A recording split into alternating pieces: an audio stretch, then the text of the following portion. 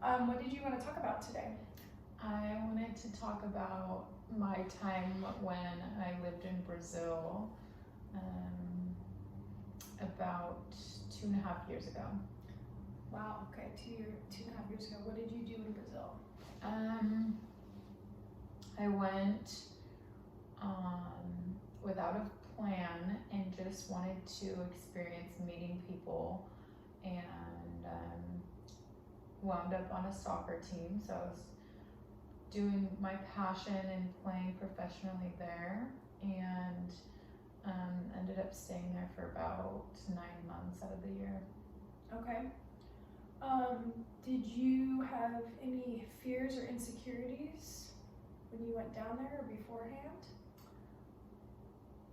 I think my insecurities came about when I was there more so than prior to leaving, only because my excitement of a new adventure was really overcoming me before I left. But when I got there, I had realized that I was not in a comfortable place where opportunity was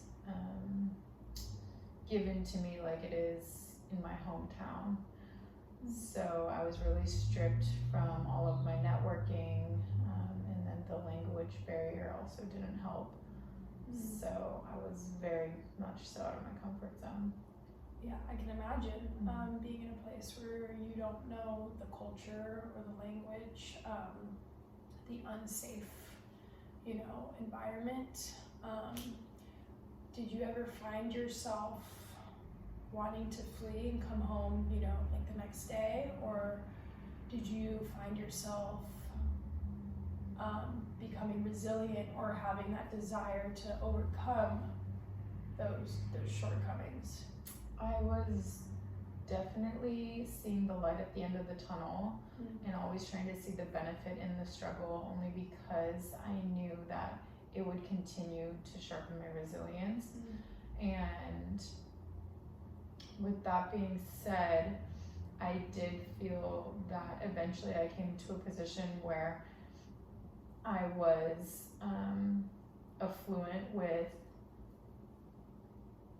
the learning opportunities that presented me at the time, and I made the decision that it was time to come home. Okay, so you felt you did, while you were there for 9 months, despite it being uncomfortable, you did reach that threshold almost and got out of it what you wanted. Right. Got it. Right. Was there any part of you that wanted to stay?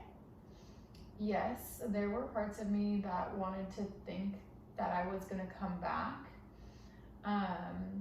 To Brazil. Go back. Go back. Go back.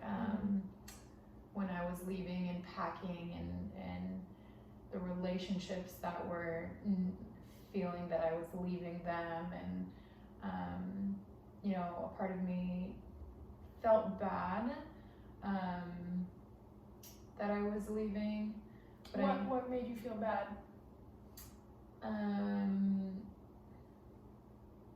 Was it the people you were leaving behind, or that? Yeah, it was more so that I think the people that I was leaving behind,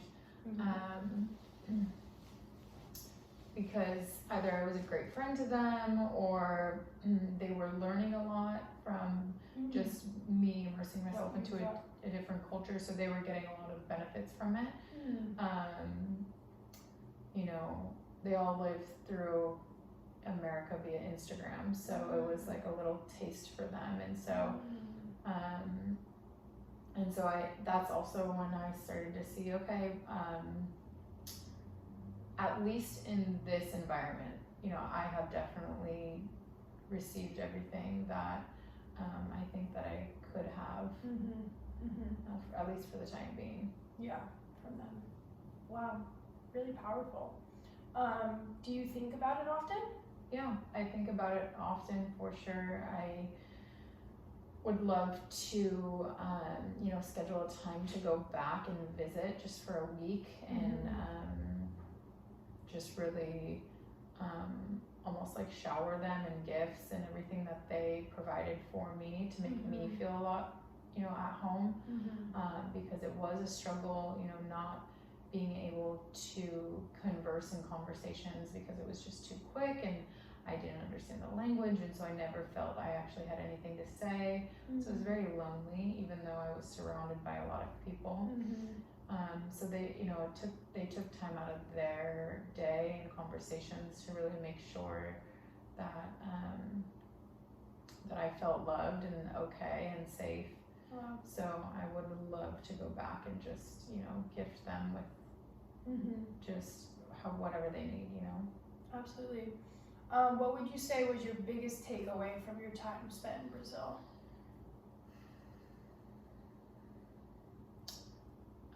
I think physically my biggest takeaway was learning a new language and learning how to communicate with people and learning how to love people differently. So I think that's my physical, you know. Can you kind of explain loving differently? Because I'd love to know what that means. So people there don't have or don't hold resentment or any hesitation to the first interaction. So there's no prejudgment there, and you know, they're so quick. They give you a kiss on the cheek. They don't even know your last name. Like they're just so loving, just very non-judgmental people. Why do you think they're that way? I think that they are like that because like they're born, like it's learned from the very beginning. Yeah, I think it's a learned culture that they've just enveloped in their culture. Right. Much different than out here. Right. We're almost the opposite. Yeah. We've kind of been, not, you know, on purpose per se, but what we watched our parents do and our teachers and our coaches is that prejudgment, or I guess just almost like a guard, you know, before actually experiencing that person. Exactly. Yeah, that would have been really interesting for 9 months to just get that day in and day out, you know, the refreshment of being there, for sure. Okay, so biggest takeaway, physically, learning the new language, learning their love language, learning their culture. Exactly. Okay, great. Any other big takeaways? Yeah, I would say, again, the language was a major thing. And then, was there maybe anything you realized? I mean, of course, what you're saying, you know, you realized that was back home in America, but did your love for the sport change? Did your love for your family change? For your country? yeah, definitely my love for my country changed first and foremost. Just being so grateful that, you know, I mean, we just have so many opportunities, and you know, hygienically, even just, you know, just the water and for our politics and, you know, the policies and procedures that we need to abide by. I mean, it gives you a completely different understanding of why there are some, you know, laws set in place to protect us, you know. Totally. We are so fortunate to have these people stand up for us and protect us. Absolutely. Amazing. Great. Yeah. Okay. Well, thank you so much. You're welcome. Perfect. Was it good? Yeah.